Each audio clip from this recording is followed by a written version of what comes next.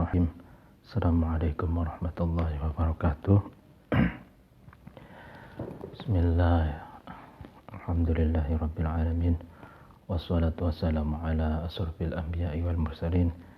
Sayyidina wa habibina wa syafi'ina Muhammadin wa ala alihi wa ashabihi wa man tabi'ahum bi ihsanin ila yaumiddin.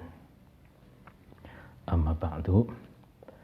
Pada kesempatan sore hari ini kita dapat melanjutkan pengajian kitab Adabuddin Waddin.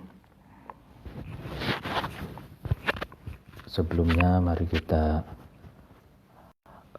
tawasul membaca surat Al-Fatihah ila hadratin Nabil Mustafa Muhammad wa ala alihi wa ashabihi wa man tabi'ahum bi ihsanin ila yaumiddin wa ila hadratin jami'al ulama'il amilin wal awliya'i wa zuhada'i wa salihin wa bil khusus awliya'ut tas'abi arjidawa wa ila hadratin jami'al masyayikh al-waya wa ila hadratin jami'al muslimin wal muslimat wal mu'minin wal mu'minat al-ahya'i minhum man lam tatubu ilaih wa ila hadratin khususan mu'alif hadal kitab Adabuddin Waddin Syekh Abil Hasan Ali bin Muhammad bin Habib Al-Mawardi Al-Basri Al-Syafi'i Al-Fatihah. A'udzu billahi minasyaitonir rajim. Bismillahirrahmanirrahim. Alhamdulillahirabbil alamin arrahmanir rahim maliki yaumiddin. Iyyaka na'budu wa iyyaka nasta'in ihdinas siratal mustaqim. Siratal ladzina an'amta 'alaihim ghairil maghdubi 'alaihim waladdallin. Amin. Bismillahirrahmanirrahim. Pada pengajian yang lalu kita sudah membahas tentang bahwa amar ma'ruf nahi mungkar itu kewajibannya apakah berdasarkan rasionalitas akal atau berdasarkan syariat ataukah berdasarkan kedua-duanya. Menurut syariat wajib melakukan amar ma'ruf nahi mungkar, begitupun menurut akal juga wajib melakukan amar ma'ruf nahi mungkar. Nah, sebagian pendapat mutakalimin yaitu teolog sudah dijelaskan dalam pengajian sebelumnya. Mereka berpendapat bahwa amar ma'ruf nahi mungkar itu juga wajib berdasarkan pertimbangan akal, berdasarkan pertimbangan rasionalitas yang sudah dijelaskan pada pengajian yang lalu. Ya, akan tetapi ini dikritik ya oleh Imam Al-Mawardi bahwa amar ma'ruf nahi mungkar itu tidak hanya wajib berdasarkan pertimbangan rasionalitas akal manusia, tapi juga wajib berdasarkan syariat, berdasarkan titah Allah dan Rasulnya gitu.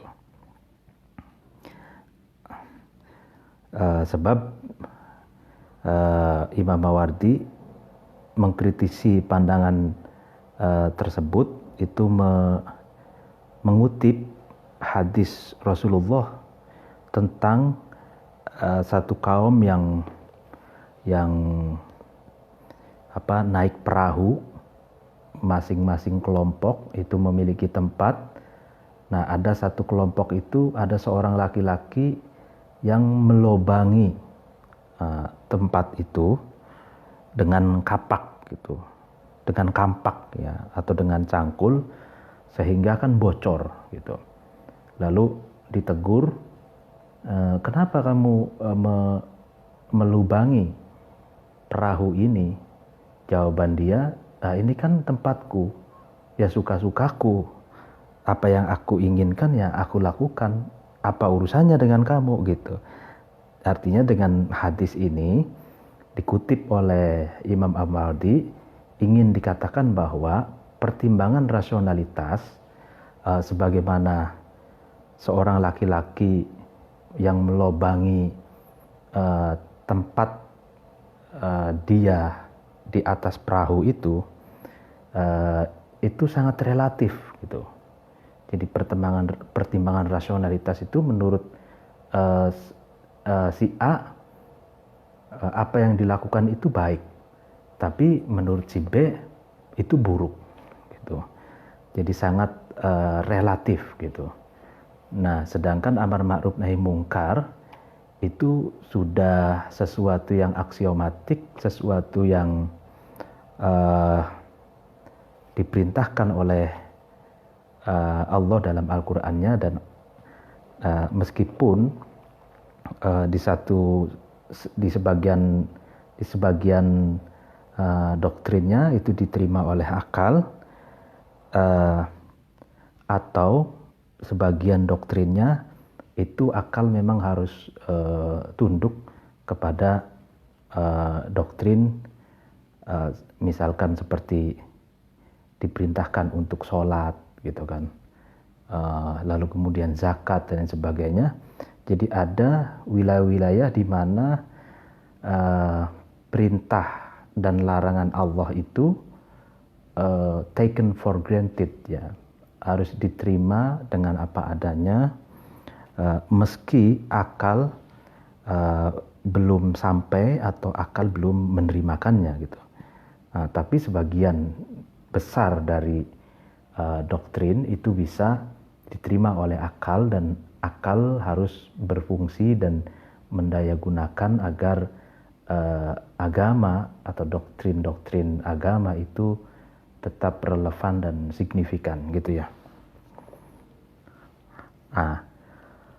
Wadhahaba, dan berpendapat akhoruna, ulama yang lain, ya kan, ila wujubi dzalik, terhadap wajibnya amar ma'ruf nahi mungkar bisyar'i, itu dengan syariat, itu dunal akli, bukan dengan pertimbangan akal. Ini pendapat ini kebalikannya dengan pendapat yang sebelumnya gitu. Jadi kalau sebelumnya amar ma'ruf nahi mungkar itu diwajibkan berdasarkan pertimbangan rasionalitas. Nah, pendapat yang kedua mengatakan bahwa amar ma'ruf nahi mungkar itu berdasarkan syariat, berdasarkan perintah Allah di dalam Al-Qur'annya dan Rasulullah dalam hadisnya, bukan pertimbangan, bukan berdasarkan akal gitu. Nah, ini apa alasan pendapat yang kedua ini? Li'annal aqla, karena sesungguhnya akal, lau aujaba, jika akal itu mewajibkan, an-nahya, terhadap mencegah, anil mungkari, dari sesuatu yang mungkar, wa mana'a, dan akal itu mencegah, ghairahu, terhadap selain nyaman, maksudnya mencegah selain orang lain, terhadap orang lain, minal qabihi, dari sesuatu yang buruk, la wajaba, maka wajib, maka mestinya wajib, mithluhu, sesamanya an-nahya 'anil munkar, 'alallahi, terhadap Allah Ta'ala, maha luhur Allah. Nah, ini jadi karena katanya kalau akal itu mewajibkan nahi mungkar, melarang terhadap yang mungkar, dan melarang orang lain untuk melakukan hal-hal yang buruk, maka gitu, ini juga berlaku, ini juga wajib kepada Allah gitu. Jadi artinya kalau supremasinya, kalau yang punya otoritas tertinggi itu akal gitu kan, berarti akal itu mewajibkan gitu kan, nahi mungkar, mewajibkan orang lain untuk tidak melakukan qabih, hal-hal yang buruk, dan juga akal pun mewajibkan pelarangan terhadap nahi mungkar itu kepada Allah. Jadi Allah itu jadinya zat yang wajib untuk mengeluarkan perintah nahi anil mungkar gitu. Ini pandangan Mu'tazilah sebenarnya.